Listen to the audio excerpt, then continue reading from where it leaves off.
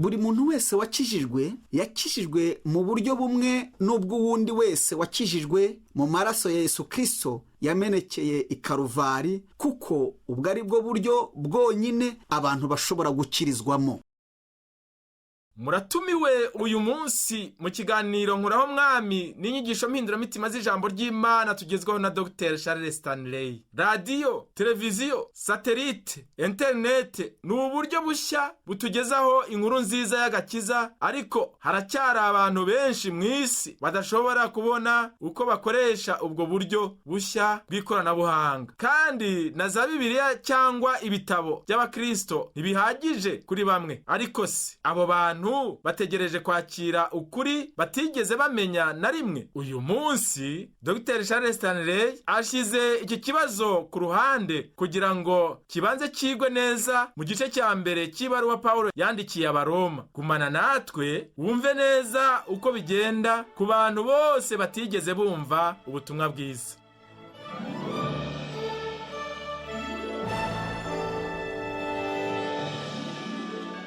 Kenshi na kenshi igihe abantu bumvise ubutumwa bwiza kandi ugatangira kubazanira ubwo butumwa bwiza, bashobora kukubaza iki kibazo bavuga bati, mbese bizagenda gute ku bantu bose batigeze bumva ubutumwa bwiza? Impamvu ituma babaza icyo kibazo si ukubera ko batekereza ku bantu batari bamenya kandi batigeze bumva ubutumwa bwiza, ahubwo ni uburyo bakoresha mu kwanga kwakira ukuri k'ubutumwa bwiza n'ingaruka ubwo butumwa bwiza bushobora kubagiraho, kuko bushobora gutuma bafata icyemezo. Iki ni ikibazo cy'umwihariko kuri buri muntu. None bizagenda gute ku bantu batigeze bumva ukuri nk'inkuru nziza y'agakiza nk'uko wayumvise? Imana ibona gute kandi izababona gute ku bijyanye n'urubanza rw'imperuka? Ibyo ni byo nshaka kuvugaho mu butumwa bwiza bw'ijuru munsi buvuga ku bijyanye n'abantu bose batigeze bumva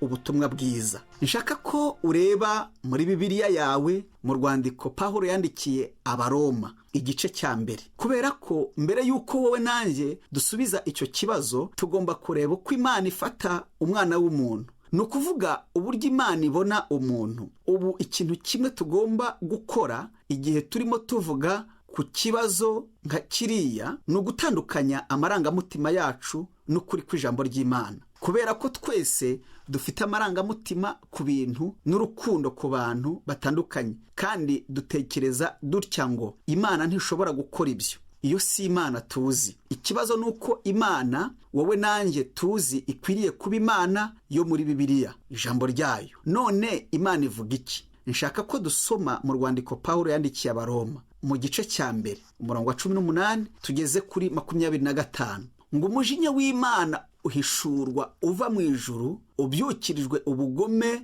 no gukiranirwa kw'abantu bose bashikamiza ukuri gukiranirwa kwabo, kuko bigaragara ko bazi Imana, Imana ikaba ariyo ubwabo yabahishuriye ubwo bwenge, kuko ibitaboneka byayo nibyo bubasha bwayo buhoraho n'ubumana bwayo bigaragara neza uhereye ku kurema kw'isi, bigaragazwa n'ibyo yaremye kugira ngo batagira icyo kwireguza, kuko ubwo bamenye Imana batayubahirije nk'Imana haba no kuyishima, ahubwo bahinduka abibwira ibitagira umumaro, maze imitima yabo y'ibirimarima icura umwijima. Biyise abanyabwenge bahinduka abapfu, maze ubwiza bw'Imana idapfa babuhindura ibishushanyo by'abantu bapfa n'iby'ibiguruka n'iby'ibigenza amaguru ane n'iby'ibikururuka. Ngo nicyo cyatumye Imana ibareka ngo bakurikize iby'imitima yabo irarikiye, bakora ibiteye isoni,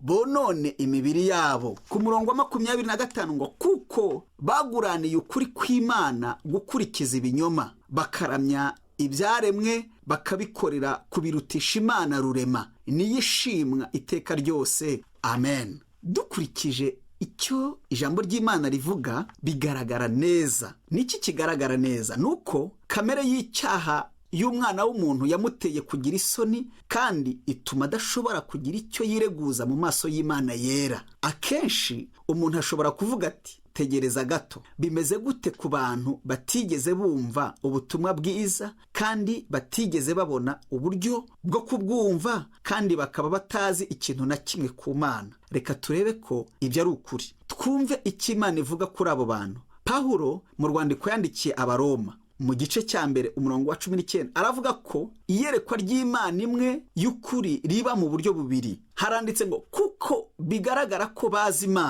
Imana akaba ariyo yabahishuriye ubwo bwenge. Imana yashyize mu mutima nama wa buri muntu ubushobozi bwo kumenya icyiza n'ikibi, kandi ni ukuri niko bimeze. Ubu hari abantu bakuyeho uko kuri, barakwanga ndetse bateye umugongo Imana mu buzima bwabo kugeza ubwo bageze aho bizera ko ibintu bimwe ari ukuri kandi mu by'ukuri nta kuri guhari. Ariko ntabwo bavutse bafite icyo gitekerezo, nta nubwo batangiye kumenya ubwenge bameze uko, ahubwo banze Imana bayitera umugongo igihe kirekire ku buryo umutimanama wabo wabaye imbata y'ibitekerezo byabo. Kandi turebye ku murongo ukurikira dusanga ko Imana yabihishuriye neza igihe havuga ngo Imana ikaba ariyo ubwayo yabahishuriye ubwo bwenge. Twumve ibyanditswe byera ku murongo wa 20 ngo kuko ibitaboneka byayo nibyo bubasha bwayo buhoraho n'ubumana bwayo bigaragara neza uhereye ku kurema kw'isi, bigaragazwa n'ibyo yaremye kugira ngo batagira icyo kwireguza. Ntabwo ari ubwenge bw'umwana w'umuntu Imana yari izwi gusa, ahubwo yari izwi no kuva isi ikiremwa kuko ariyo yayiremye.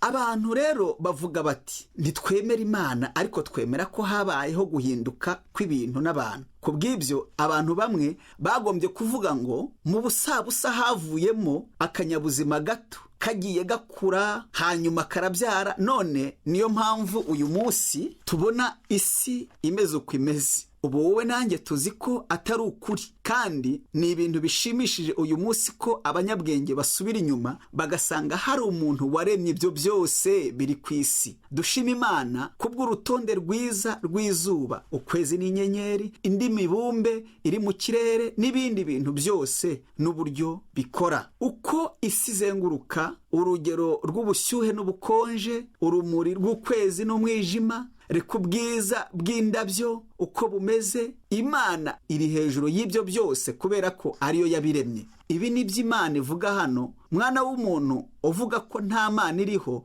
ni ikosa ritababarirwa, kubera ko ibyo Imana yaremye byose ari byiza kandi ari by'imbaraga mu bitekerezo byayo. Kandi ibyo bituma umuntu agira isoni igihe asuzuguye Imana akayitera umugongo cyangwa akayimura ayisimbuza ibigirwamana avuga ati nta Mana iriho. Imana iravuga iti ntacyo bazireguza, kandi iyo dutekereje dutyo tuvuga tuti nibyo, Imana yihishuriye mu bwenge bw'umwana w'umuntu kandi yihishuriye mu byo yaremye. Reka turebe mu myaka 2000 ishize ubundi buryo Imana yiyerekanyemo, kandi ni muri Yesu Kristo umwami. Mu butumwa bwiza bwa Yesu Kristo uko bwanditswe na Yohana 14 umurongo w'9, Yesu yaravuze ati nabanye namwe iminsi ingana ityo, kandi ntiwari wamenya Filipo, umbonye ababonye Data. Niki gitumye uvuga uti twereke Data wa twese biraba bihagije? Umbonye ububonye Data. Kubw'ibyo Imana yihishuriye umwana w'umuntu mu buryo butatu,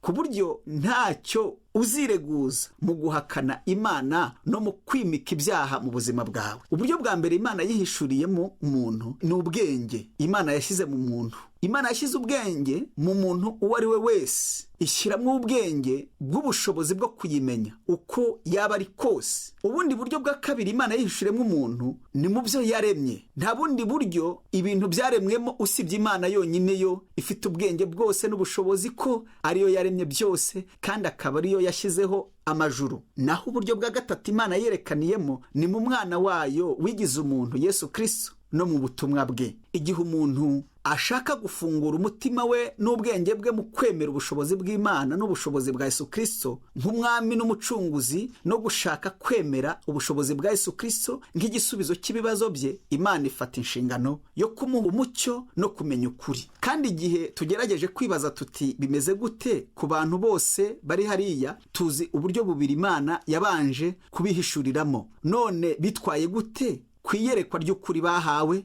Kandi Imana iravuga ati umuntu afite inshingano ubu unyumve neza ibyo Imana yavuze. Imana ntizacura umuntu urubanza rwo kujya mu muriro kubera ko yanze cyangwa atizeye ubutumwa bwiza, atigeze yumva. Ahubwo Imana izacura urubanza umunyabyaha, kuko guca urubanza kwayo gushingiye ku cyaha cy'umuntu. Umuntu ntacyo azireguza ku byaha bye uko yaba ari kose, naho yaba ari hose mu buzima bwe. Umuntu aravuga ati, mbega uyu munsi hari umuntu ushobora gukizwa atarigeze yizera Yesu Kristo nk'umwami n'umukiza? Hoya nyine, kubera ko atigeze yizera kubambwa kwe. Nta gakiza kabaho kadashingiye ku kubambwa kwa Yesu Kristo. Mbese nkwiriye kwizera Yesu? Dushobora kugira amarangamutima cyangwa dushobora kureba ukuri, kandi umuntu umwe aravuga ati, ndasobanukiwe igituma hazamwo amarangamutima. Mugabo wanjye cyangwa mugore wanjye, musaza wanjye cyangwa murumuna wanjye cyangwa mushiki wanjye ntibajyaga ku rusengero kubera ko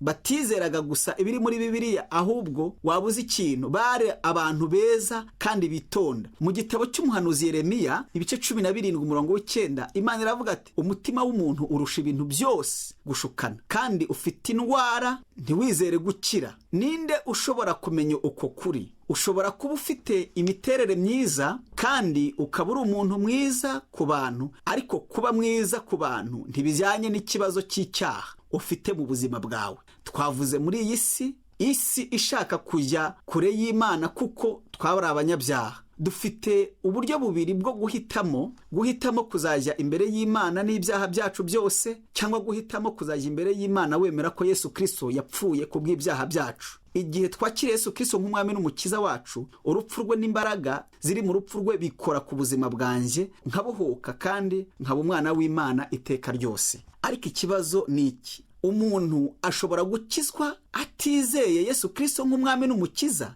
Ntibishoboka. Reka turebe mu butumwa bwiza bwa Yohana bice 3:15 kugeza kwa 16, haranditswe ngo, kugira ngo umwizera wese abone guhabwa ubugingo buhoraho, ngo kuko Imana yakunze abari mu isi cyane, byatumye itanga umwana wayo w'ikinege, kugira ngo umwizera wese atarimbuka, ahabwe ubugingo buhoraho. Ubu reka turebe muri Yohana ibice 3:36, ngo uwizera uwo mwana aba abonye ubugingo buhoraho, ariko utumvira uwo mwana ntabona ubugingo, ahubwo umujinya w'Imana uguma kuri we. Pawulo yaravuze mu rwandiko yandikiye Abaroma ibice 10:13 ati, kuko umuntu wese uzambaza izina ry'umwami azakizwa. Kandi no mu Baroma 10:9 haravuga ngo, niwatuza akanwa kawe yuko Yesu ari umwami, ndetse ukizera mu mutima wawe yuko Imana yamuzuye, uzakizwa. Ubuhamya bw'ibyanditswe byera ni ubuhamya bw'ijambo ry'Imana, buhamya yuko nta handi agakiza kabonerwa atari mu kubambwa kwa Yesu Kristo ku musaraba n'urupfu rubi. Yesu Kristo wikoreye ibyaha byacu byose. Nta gakiza kaba kariho igihe tudashyize ukwizera kwacu muri Yesu Kristo. Reka turebe mu byakozwe n'intumwa ibice 10, dusoma umurongo wa 1 kugeza kwa 2, mbahe inkuru nto yerekeye uko byagenze. Korneliyo yari umutware utwara umutwe w'abasirikare, kandi Bibiliya ivuga neza uwo yari we mu byakozwe n'intumwa. Dusome duhere ku murongo wa 1 ngo, hariho umuntu w'i Kayizariya witwaga Korneliyo, umutware utwara umutwe w'abasirikare wo mu ngabo zitwa Italiyana, ngo yari umuntu w'umunyadini wubaha Imana n'abo mu rugo rwe bose, wagiriraga abantu ubuntu bwinshi, agasenga Imana ubudasiba. Kandi uyu ni umuntu washakaga Imana kandi yari umukiranutsi. Ni ukuvuga ko yabaga amurikiwe n'umucyo yari afite. Ku bw'ibyo Imana yaramubwiye ngo ahamagare umuntu witwa Petero, kandi yohereje itsinda ry'abantu. Bamaze gusanga Petero, Imana yavuganye nawe mu mitima yabo igihe yavuganaga na Korneliyo. Kandi Petero yari afite ikibazo cy'uwo Imana ishobora kuvugana nawe, kuko igitekerezo cyo kuvugana n'umuntu utarakebwe no kuvuga umuntu utari umuyuda muri icyo gihe. Ariko Imana yavuganye na Korneliyo, kandi dore uko byagenze. Iryo tsinda ry'abantu ryabonye Petero riramubwira riti, Korneliyo yadutumye kuri wowe, kandi yatubwiye ko Imana yamubwiye ko tuza kukujyana. Hanyuma Petero yagiye kureba Korneliyo. Nshaka ko tureba mu byakozwe n'intumwa muri cya gice cy'icumi umurongo wa 30 tugeze ku wa 38, uko Korneliyo yavuganye na Petero ngo Koroneliyo ati dore uyu ni umunsi wa 4 uhereye ubwo nari ndi mu nzu yanjye nsenga maginga ya ariyo saha ya 9 nuko umuntu ahagarara imbere yanjye yambaye imyenda irabagirana arambwira ati Koroneliyo gusenga kwawe kwarumviswe n'ubuntu bwawe bwibutswe imbere y'Imana ngo nuko tuma Iyopa utumireyo Simoni wahimbwe Petero acumbitse kwa Simoni w'umuhanuzi hafi y'inyanja uwo mwanya ndagutumira nawe wakoze neza ubwuje nuko none turi hano twebwe twese imbere y'Imana dushaka kumva ibyo umwami Imana yagutegetse kutubwira. Umva ibyo Petero yavuze ku murongo wa 34. Petero aterura amagambo ati nukuri menye yuko Imana itarobanura ku butoni ngahubwo mu mahanga yose uyubaha agakora ibyo gukiranuka iramwemera. 36 ijambo ry'ubutumwa bwiza bw'amahoro Imana yatumye ku bana b'Isiraheli ivugishije Yesu niwe mwami wa bose. Ngiryo jambo murarizi ryamamaye i Yudaya hose rihereye i Galilaya hanyuma y'umubatizo Yohana yabwirizaga. 38 ngo ni irya Yesu w'i Nazareti uko Imana yamusutse umwuka wera n'imbaraga akagenda agirira abantu neza agakiza abo Satani atwaza igitugu kuko Imana yari kumwe nawe. Petero arigisha ubutumwa hano ageze ku murongo wa 44 no 45 avuga ngo Petero akivuga ibyo ngo umwuka wera amanukira bumvise ayo magambo bose. Abizeye bo mu bakebwe bajyanye na Petero barumirwa bose kuko n'abanyamahanga nabo bahawe umwuka wera akaba abasutsweho. Batangiye kuvuga mu ndimi. Umuntu umwe aravuga ati kugira ngo umuntu akizwe agomba kuvuga mu ndimi. Oya, kuki kwari ukwiyerekana kw'Imana kubijyanye n'ukuri kuri uwo munsi kubera ko byari by'ingenzi kuri uwo munsi ko Imana yerekana ukwemera kwayo gutangaje ku byari bigiye gukurikira. Kubw'ibyo igihe Petero yigishaga inkuru nziza barizeye kubera iki? Icyo nshaka ko mureba nuko Imana yahaye ukuri kuzuye Koroneliyo kubera ko yari umuntu w'intungane wageragezaga gukora ibyiza. Kandi ndashaka ko musubira inyuma gato mu byakozwe n'intumwa 10 umurongo wa 34 no 35 ngo Petero aterura amagambo ati nukuri menye neza yuko Imana itarobanura abantu ku butoni. Reba ibi ngibi ngo ahubwo mu mahanga yose uyubaha agakora ibyo gukiranuka iramwemera. Imana ishimwe. Ntacyo bitwaye aho umuntu yaba ari hose kuri iyi si yubaha Imana naho atazi iyo Mana iyo ariyo ariko afite ubushake bwo kuyimenya no kumenya ukuri nk'uko Imana yakumuhishuriye. Kandi igihe wowe nanjye dushaka kumenya uko kuri Imana yaduhishuriye bizagenda gute? Imana yohereza umucyo mwinshi mu kumenya ukuri neza. Imana ifite inshingano rero yo kutugezaho uko kuri ku bantu bose bashaka mu by'ukuri kumenya ukuri. Ubu tugitekereza kuri ibyo nshaka ko dusoma n'ubundi imirongo 2 y'ibyanditswe byera ntekereza ko dukeneye kuzirikana. Turebe muri Ezekiyeli 33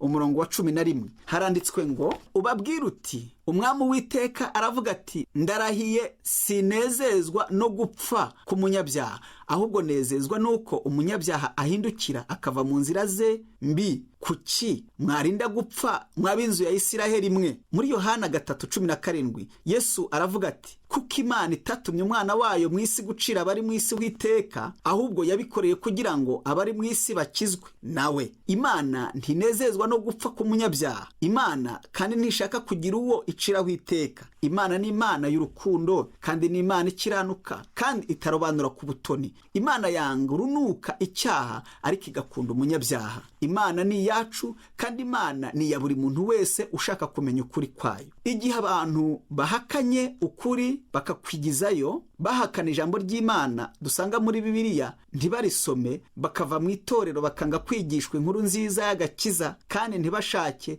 no kumva icyo ari cyo cyose kijyanye nayo, icyo gihe Imana ibatera umugongo ikabareka mu bubata bw'ibyaha bakazimira. Nshuti yanjye, twese tuzabazwa ibyo twakoze imbere y'Imana ishobora byose. Uko tuzaba twarasobanukiwe cyane ku bijyanye n'ukuri kw'ijambo ry'Imana niko tuzarushaho kubazwa byinshi. mushobora kuvuga muti ntituzi ibyaha twakoze uko bingana. Ibyo ntacyo bivuze. Nimwumve ibyo Yesu Kristo avuga mu butumwa bwiza uko bwanditswe na Yohana ibice 3:16 haranditswe ngo kuko Imana yakunze abari mu isi cyane ngo byatumye itanga umwana wayo w'ikinege kugira ngo umwizera wese atarimbuka ahubwo ahabwe ubugingo buhoraho. Mushyire ukwizera kwanyu muri we. Imana ntivuga ngo nzabemera ari uko mumaze gukora ibintu bikurikira. Hoya, kandi ntiyavuze ngo mwebwe mutandukanye n'abandi.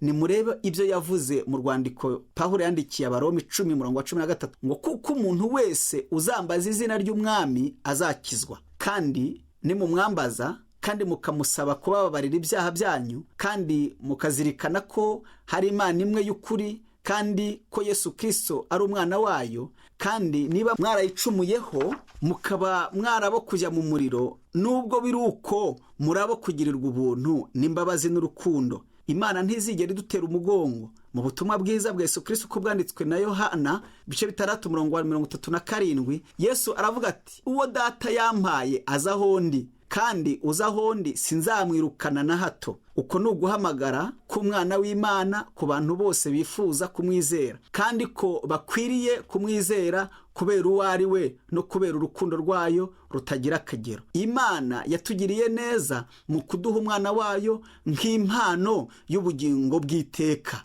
Yesu ashimwe. Dusenge. Data, nta muntu n'umwe muri twebwe ukwiriye. Ntidushobora tuvuga ibikorwa byacu byiza ngo tubigereranye no gukiranuka kukwera kwawe. Wavuze ko ibikorwa byo gukiranuka kwacu bimeze nk'ubushwambagara muri Yesaya 64:6 ngo kuko twese twahindutse abanduye kandi n'ibyo twakiranutse byose bimeze nk'ubushwambagara, bifite ibizinga, twese turaba nk'ibibabi kandi gukiranirwa kwacu kudutwara nk'umuyaga. Tuje kuri wowe Mwami Yesu, dushima uburyo witanze ku musaraba, kandi mu mitima yacu tuzi ko muri uwo mwanya no kuri iyo saha ku musaraba habonetse gucungurwa ku isi yose, kandi ideni ry'ibyaha by'abantu byose byarishyuwe kandi ryishyuwe ryose ku bantu bose bakiriye Yesu Kristo nk'umwami n'umukiza wabo. Tugushimiye ku bw'ibyo byose wakoze mu izina rya Yesu Kristo umwami wacu. Amen.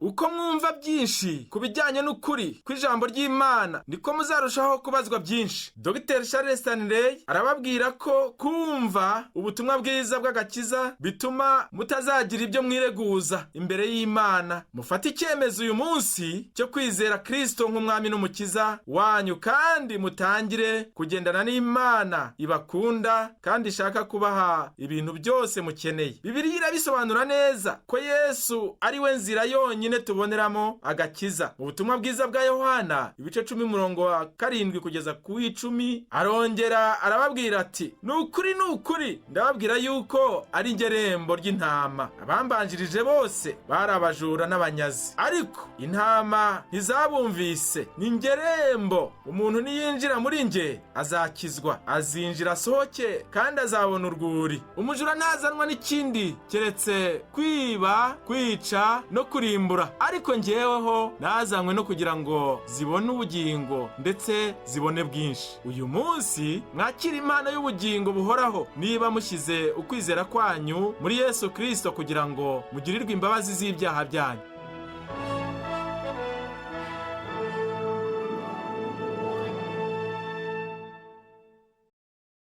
Dukora ku mitima yabo mu isi bose, dufite ubutwari buva ku Mana n'imbabazi ku bantu. Inyigisho za Dr. Charles Stanley mukaba muzigezwaho mu kiganiro Nkoraho Mwami.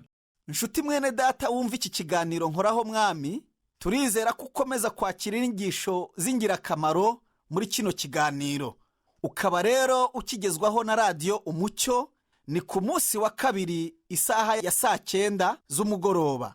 Niba rero wifuza kugikurikirana, kugira icyo wabaza cyangwa se kuduha ubuhamya bw'ibyagufashije, wabariza kuri Radio Umucyo ikorera hano i Kigali mu karere ka Nyarugenge mu nyubako ya City Plaza etage ya 6 ku muhanda wa Commercial Street inimero 70.